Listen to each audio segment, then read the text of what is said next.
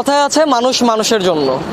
40 degree তাপমাত্রা এবং টানা তাপদাহে যেখানে জনজীবন একদম নাজেহাল অবস্থা, ঠিক সেই সময় একদল যুবক পথচারী এবং রিক্সা চালকদের মাঝে বিতরণ করছেন স্যালাইন এবং বিশুদ্ধ পানি। দেশ জুড়ে চলছে হিট ওয়েভ। রোদের তীব্র তাপে দুর্বিষহ হয়ে উঠেছে জনজীবন।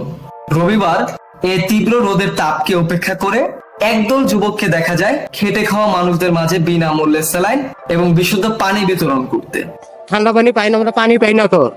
এই আপনি দিতেছেন, এটা খুব ভালো, খুব ভালো লাগতেছে কাকা। এটা এই জিনিসটা অনেক সুন্দর হয়েছে। যারা কষ্টে আছে পানিটা খাওয়া ঠান্ডা কখন তার লেগে লাখ লাখ ছুটি, এটা চলমান রাখা উচিত। পূর্ব বন্ধ ডাকপাড়া ইয়াং বয়েজ নামক সামাজিক সংগঠনের উদ্যমী এই যুবকদের সাথে কথা বললে তারা জানান, সামাজিক যে কোনো সমস্যা প্রতিরোধে এবং খেটে খাওয়া মানুষদের পাশে দাঁড়াতে তারা সর্বদাই বদ্ধপরিকর। এছাড়াও সামাজিক প্রয়োজনে এমন কাজের ধারা অব্যাহত থাকবে বলে জানান তারা। তীব্র গরমের এই অভিশাপকে কাটিয়ে শীঘ্রই জনজীবনে ফিরে আসবে স্বস্তি, এমনটাই প্রত্যাশা সর্বস্তরের জনগণের। রিফাত হোসেন, কেরানীগঞ্জের আলো।